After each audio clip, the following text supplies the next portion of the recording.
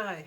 So, how does self-worth as the principle relate to self-esteem? How does it become a component, an attribute of self-esteem? Let's dive in and see. Hi, I'm Jen Joseph from Envisage Executive Coaching, releasing your confidence.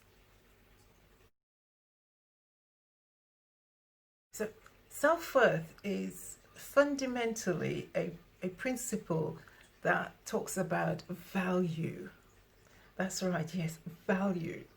So there are values that you hold, which say these are the things that I value in my life, and there are values that you have, which says this is what I value as important to me, which is not quite the same as priority. Priority says something short term in order, I must get this done, I must achieve this, I must do that. Okay, so that's value for you. And it's important to the I, the id, the ego, because we all want to be precious. I don't mean precious as in, oh, I'm precious. I mean, we all want to be using value again, treasured. So that's why it's important. It's a fundamental principle that we hold in ourselves, that these are the truths by which I operate. They determine the ethics, my code of conduct in public that I will use. They will also touch on my morals, right? My internal code of right and wrong. They will determine the quality of my relationships. This is all within self-worth. It also says that I am worth a particular kind of treatment.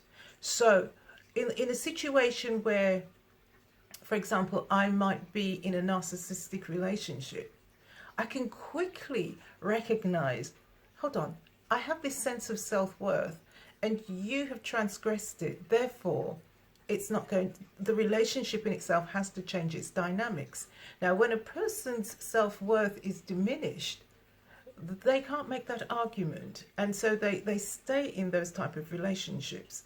Likewise, in the work environment, when there is strong self-worth, then the individual does not easily put up with being bullied, harassed, victimized, or discriminated against, because they're able to recognize, hold on, there is a trespass going on here. You're saying I'm worth Y, whereas I feel and believe I am worth X.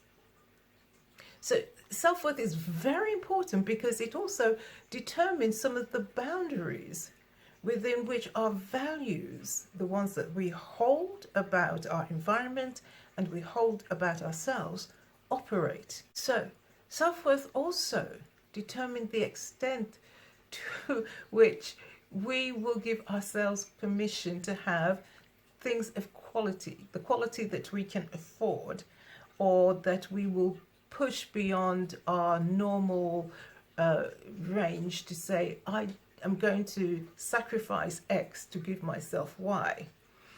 Right, so this is all part of self-worth. For example, if, say, we were getting engaged, we were 23, we were getting engaged, and our partner could only afford a 0.5 carat, we might think, well, actually, I'm worth more than that.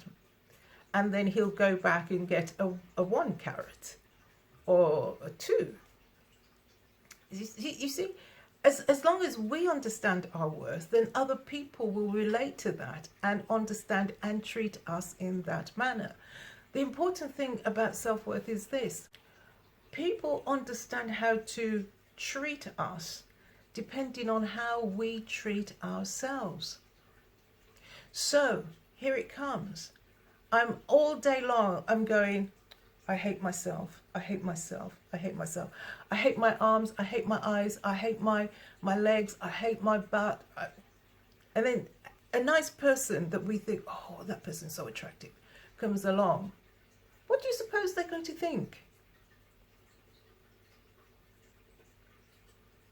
they're going to think exactly what we've been putting out.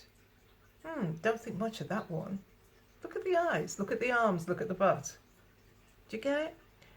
Because we've been pushing that out, whether we've been doing it internally or externally is irrelevant.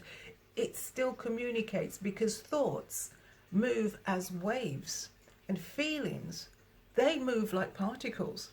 And anything we can think, believe, and we can conceive, and it becomes a reality. So other people, as they approach us, then learn how to treat us by the way we have been treating ourselves. So self-worth is a very important component of self-esteem. So now, how does it show up? How does self-worth show up? Well, people who have a very solid, sound self-worth tend to be people who usually have positions of responsibility or positions of authority, or both. Excuse me. They understand their merit. They understand the values that they bring into an environment, into a relationship, into a situation. They tend to be placed higher than other people. They don't have to place themselves there. They generally tend to be promoted or exalted to higher positions. For example, we see that in a time of crisis, there are certain people who know themselves to the core, and in that crisis, wow, they start to act and they start to do things to protect, to provide, to nurture, to guide. And then we then see, oh my gosh, that person is amazing, that person is incredible. And so we lift that person up. Now, if we are looking at a desire to be in a position higher than where we are now, we have got to adjust our self-worth. The question is, how do we do that? Now, I know that this video is very short and it hasn't given you enough information for you to really run and start going after a higher paying job or a higher position. But it's given you enough to start your self-inquiry, to look at yourself, to examine what's going on. Now, if you want to work with me, and I'm sure you will do, the contact details are below. So just contact me and we can have that one-to-one conversation to see whether my program fits with your needs. Okay, this is Jen Joseph, releasing your confidence. Bye for now. Bye.